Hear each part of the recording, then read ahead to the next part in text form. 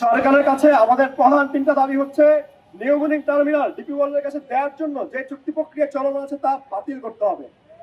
দ্বিতীয় দাবি হচ্ছে এপিএং টার্মিনাল এবং মেডলক এস এর সাথে লালদিয়ার চর এবং ঢাকার পানগাঁও টার্মিনাল দেওয়ার যে চুক্তি করা হয়েছে সেটা সম্পূর্ণরূপে বাতিল করতে হবে।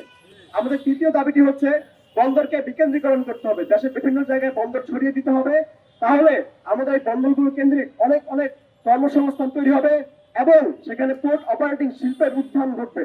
শুধুমাত্র চট্টগ্রাম বন্দর থাকার কারণে আমাদের অপারেটিং শিল্প খুব দুর্বল অবস্থায় আছে, কিন্তু যদি অনেক বন্দর থাকে সেখানে আমাদের অনেক অপারেটর তৈরি হয়, তারা তাদের সক্ষমতা বৃদ্ধি করে কম্পিটিশন করে এবং ভালো সার্ভিস দেওয়ার চেষ্টা করে একসময় তারা দেশের গণ্ডি পেরিয়ে বিদেশে বিভিন্ন টার্মিনাল পরিচালনা দায়ভার নিতে পারবে বলে আমার বিশ্বাস।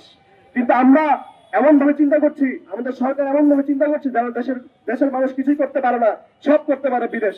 এই চিন্তা থেকে আমাদের বেরিয়ে আসতে হবে এবং আমাদের শিল্পগুলোকে উত্থানের সুযোগ দিতে হবে, তাহলে নির্মাণ হবে ভবিষ্যতের বাংলাদেশ, তাহলে আমাদের অর্থনীতি হবে ট্রিলিয়ন ডলারের অর্থনীতি।